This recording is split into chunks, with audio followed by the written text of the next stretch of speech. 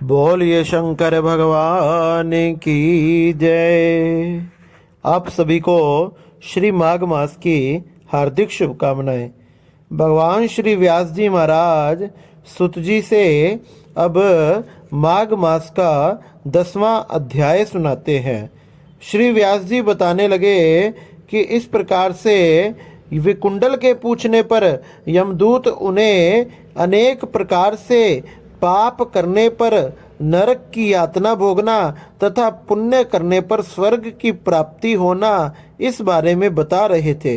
यमदूत कहने लगे कि हे वेश्य, एक बार भी गंगा जी में स्नान करने से मनुष्य के सब पापों से छुटकारा हो जाता है तथा वह अत्यंत शुद्ध हो जाता है। जो गंगा जी को दूसरे तीर्थों के समान समझता है वह अवश्य ही नरक में जाता है।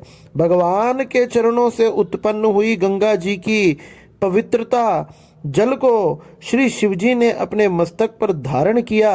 वह ब्रह्मा जो संदेह रहित प्रकृति से अलग और निर्गुण है, ब्रह्मांड में उनकी समानता किसी से नहीं हो सकती, इसलिए वह भी गंगा जी के आगे नतमस्तक होते हैं। अरे गंगा जी जितना पवित्र कोई भी नहीं है और गंगा जी से बड़ा तीर्थ कोई नहीं है। गंगा जी का नाम हजारों योजन दूर से ही लेने वाले नरक में नहीं जाते, इसलिए मनुष्य को अवश्य में ही गंगा जी में स्नान करना चाहिए।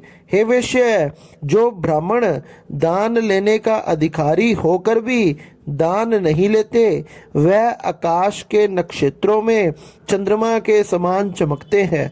जो कीचड़ से गौ को निकालता है, जो रोगी की रक्षा करता है या गौशाला में अपने प्राणों को त्याग देता है, वह आकाश मंडल में जाकर तारा गणों के साथ तारा बन जाता है। प्राणायाम करने वाला, व्यायाम करने वाला सदैव उत्तम गति को प्राप्त करता है। प्रातः समय स्नान करने के पश्चात जो 16 प्राणायाम करता है वह घोर पापों से बच जाता है। जो पराई स्त्री को माता के समान मानते हैं वह यम की यातनाओं को नहीं भोगते, और जो मन से भी कभी भी पर स्त्री का चिंतन नहीं करता वह दोनों लोकों को अपने अधीन कर लेता है। जो पराये धन को मिट्टी के समान समझता है वह स्वर्ग में जाता है, और जिसने क्रोध को जीत लिया है मानो उसने स्वर्ग को भी जीत लिया है। जो माता पिता की सेवा देवता तुल्य करता है वह कभी भी यम के द्वार नहीं जाता, और जो गुरु की सेवा करते हैं वह ब्रह्मलोक को प्राप्त होते हैं। शील की रक्षा करने वाला स्त्री धन्य है, शील से भंग करने वाली यमलोक में जाती है। जो वेद और शास्त्रों को पढ़ते हैं या पुराण और संहिता को पढ़ते हैं अथवा सुनते हैं तथा जो स्मृतियों का व्याख्यान और धर्मशास्त्र भी समझते हैं या जो वेदांत में लीन रहते हैं वह भी पाप रहित हो जाते हैं, पाप रहित होकर ब्रह्मलोक में जाते हैं। और जो अज्ञानियों को वेद शास्त्रों का ज्ञान देते हैं वह देवताओं से भी पूजित होते हैं। यमदूत ने कहा कि हे वैश्य, श्रेष्ठ यमराज ने हमको वही आज्ञा दे रखी है कि तुम किसी वैष्णव को मेरे पास मत लाओ।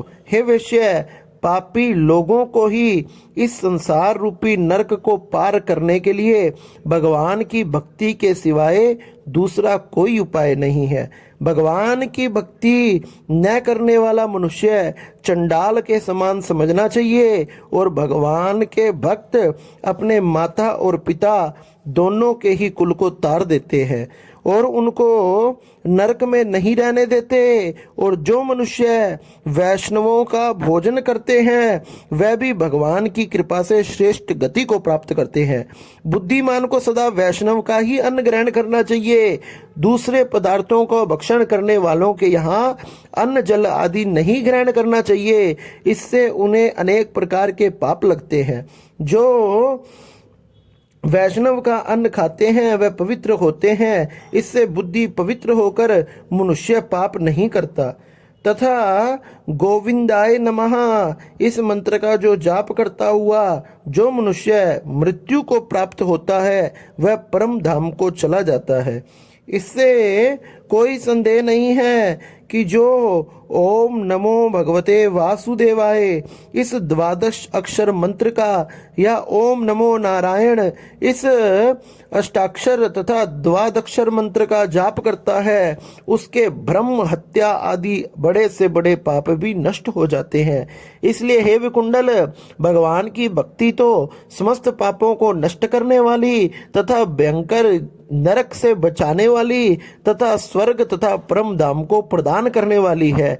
इसलिए मनुष्य को चाहिए इस संसार सागर में आकर वह भगवान को बिल्कुल ना भूले, और जो भगवान का हर समय हर पल ध्यान रखता है भगवान उन पर अत्यंत कृपा करते हैं। इस प्रकार से यमदूतों ने विकुंडल को और व्यास जी ने श्री सुत जी महाराज को ये बड़ी ही सुंदर कथा सुनाई। बोलिए शंकर भगवान की जय।